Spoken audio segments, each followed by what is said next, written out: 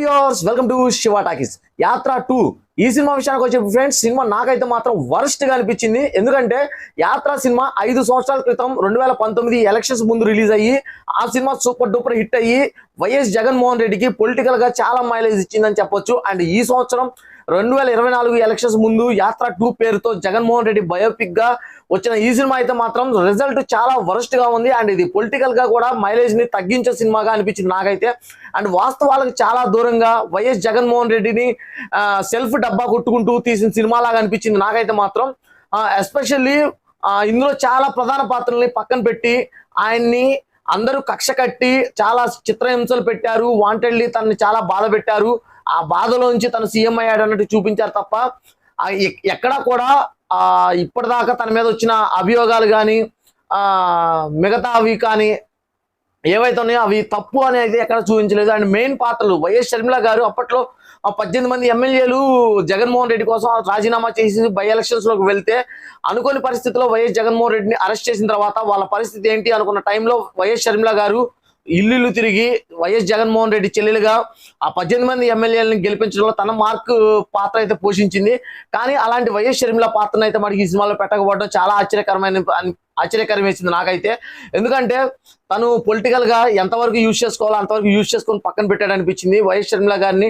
And ఇంకా next విషయానికి వచ్చేప్పటికి మధ్యలో 2014 ఎలక్షన్స్ ఎలా ఓడిపోయాడు, 2014 ఎలక్షన్స్ తర్వాత మళ్ళీ ఎలా గెలిచాడు అనేది చాలా సిల్లీగా చూపించాడు. ఎక్కడ కూడా వాస్తవాలను ఎక్కువ చూపించలేదు అనిపించింది నాకైతే. తను చేసిన పోరాటాలను కానీ ప్రతిదీ కూడా చంద్రబాబు నాయుడు ఒక డైలాగ్ చెప్తే నేను కూడా ఒక డైలాగ్ చెప్పాలి, నేను ఒక డైలాగ్ చెప్పిన తర్వాత చంద్రబాబు నాయుడు గారు ఇంకో డైలాగ్ చెప్పాలి అన్న తీరులోనే ఆ డైలాగ్స్ డెలివరీస్ జరిగినాయి తప్ప ఎక్కడ కూడా వాస్తవానికి చాలా దూరంగా చాలా ఆర్టిఫిషియల్ గా జరిగింది అనిపించింది. ఆ అసెంబ్లీ సెట్ కానీ అండ్ ఆ క్యారెక్టర్స్ ఎవరైతే చేశారో అందరూ కూడా చాలా ఆర్టిఫిషియల్ గా అనిపించింది.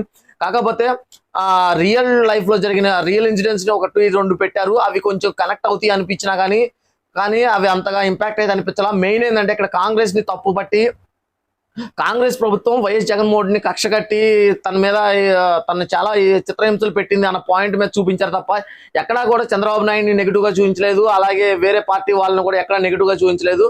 కానీ జగన్మోహన్ రెడ్డి వీళ్ళందరినీ తట్టుకొని ముఖ్యమంత్రి అయ్యాడు అన్నట్టు చూపించారు తప్ప ఎవరిని గెలుక్కోలేదు, ఎవరిని గెలకలేదు. ఎస్పెషల్లీ పవన్ కళ్యాణ్ గారి ఊసే రాలేదు, చిరంజీవి గారి ఊసే రాలేదు.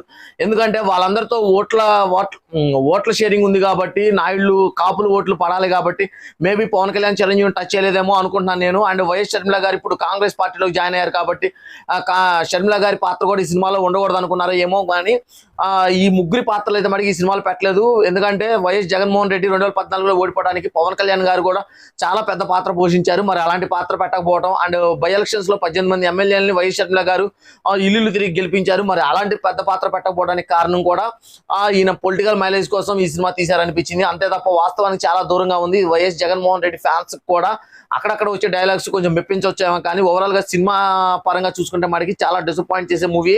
అండ్ ఈ సినిమాకి మన శివ టాకీస్ ఛానల్ నుంచి నేనైతే మనకి 1 స్టార్ ఇస్తున్నాను అవుట్ ఆఫ్ 5. మీరు కూడా చూడండి, మీరు కూడా చూసి మీకు ఎలా అనిపించిందో కింద కామెంట్ సెక్షన్ లో కామెంట్ చేయండి. నాకైతే మాత్రం ఫస్ట్ 15 గంట 20 మినిట్స్ వైఎస్ రాజశేఖర రెడ్డి గారి సీన్స్ ఉంటాయి, అవి చాలా ఇంపాక్ట్ అనిపించింది నాకు తెలిసి. Compare to YS Jaganmohan Reddy గారి సీన్స్ తో కంపేర్ చేసుకుంటే వైఎస్ రాజశేఖర రెడ్డి గారి సీన్స్ చాలా ఇంపాక్ట్ అనిపించింది.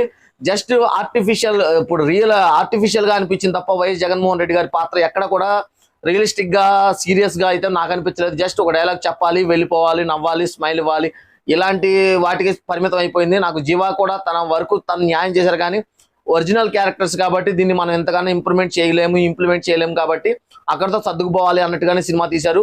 ఓవరాల్ గా ఇది శివ టాకీస్.